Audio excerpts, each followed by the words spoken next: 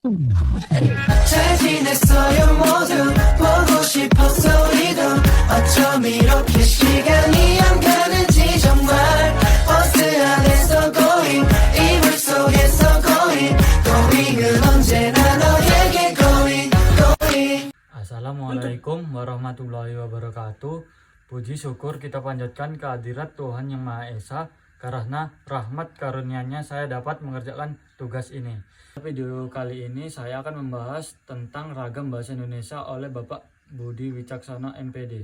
Apa itu ragam bahasa? Variasi bahasa pemakaiannya berbeda-beda menurut topik yang dibicarakan, menurut hubungan pembicara, kawan bicara, dan yang dibicarakan serta media pembicaraan. Jenis-jenis ragam bahasa. Berdasarkan media pembicaraan, ragam bahasa dibedakan atas 1. Ragam lisan, 2. Ragam tulis. Ragam bahasa lisan. Ragam bahasa lisan menghendaki adanya orang kedua.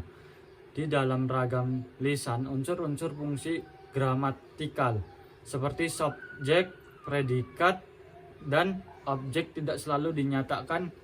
Ragam lisan sangat terikat pada kondisi, situasi, ruang, dan waktu. Ragam lisan dipengaruhi oleh tinggi, rendahnya, dan panjang pendeknya suara. Sedangkan ragam tulis dilengkapi dengan tanda baca, huruf besar, dan huruf miring. Ragam bahasa tulis. Ragam bahasa tulis tidak mengharuskan adanya teman bicara berada di depan. Fungsi-fungsi gramatikal harus nyata. Ragam tulis tidak terikat oleh situasi, kondisi, ruang, dan waktu.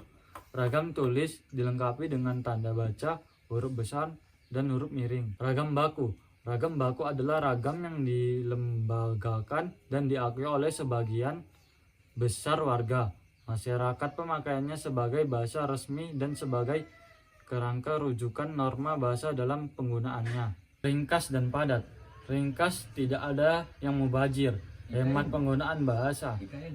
Padat, gagasan memadai tanpa pemborosan. Contoh: A. Nilai etis tersebut menjadi pedoman bagi setiap warga negara Indonesia. B. Nilai etis sebagai tersebut di atas menjadi pedoman dan dasar pegangan hidup dan kehidupan bagi setiap warga negara Indonesia. Formal dan objektif.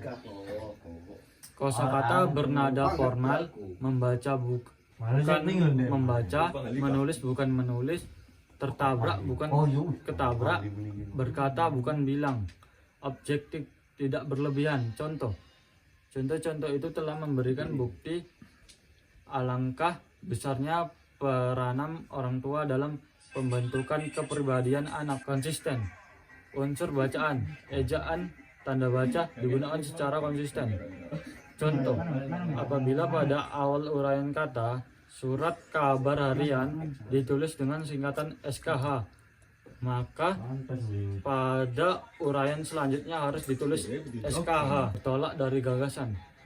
Pada bahasa ilmiah dianjurkan penggunaan kalimat pasif sebagai upaya penonjolan gagasan. Hal-hal yang diungkapkan. Penggunaan kalimat aktif penulis sebagai pelaku perlu dihindari. Contoh: dari uraian tadi penulis dapat menyimpulkan bahwa menumbuhkan dan membina anak berbakat sangat penting.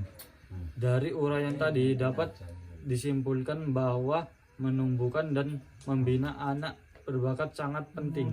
Bahasa Indonesia yang baik. Bahasa Indonesia yang baik adalah bahasa Indonesia yang digunakan sesuai dengan norma kemasyarakatan yang berlaku. Misalnya dalam situasi santai dan akrab, seperti di warung kopi, pasar, tempat arisan, hendaknya menggunakan bahasa yang santai dan akrab. Contoh bahasa Indonesia yang baik. 1. Berapa nih Bu bayamnya? 2. Ke pasar Tanah Abang. Bang, berapa? Contoh, di atas merupakan bahasa baik karena sesuai dengan situasi pemakaiannya, tetapi tidak benar jika dilihat dari struktur gramatikalnya. Bahasa Indonesia yang benar. Bahasa Indonesia yang benar adalah bahasa Indonesia yang digunakan secara aturan atau kaidah bahasa Indonesia yang berlaku. Kalimat ini benar karena memenuhi kaidah sebuah kalimat secara struktur, yaitu ada subjek kuda, ada predikat makan, dan ada objek rumput. Dari segi makan, kalimat ini dapat diterima secara logis. Bahasa Indonesia yang baik dan benar. Bahasa Indonesia yang baik dan benar adalah bahasa Indonesia yang digunakan sesuai dengan norma kemasyarakatan yang berlaku dan sesuai dengan kaidah bahasa Indonesia yang berlaku. Yang presentasi saya, apabila ada kesalahan dan kekurangan, saya mohon maaf.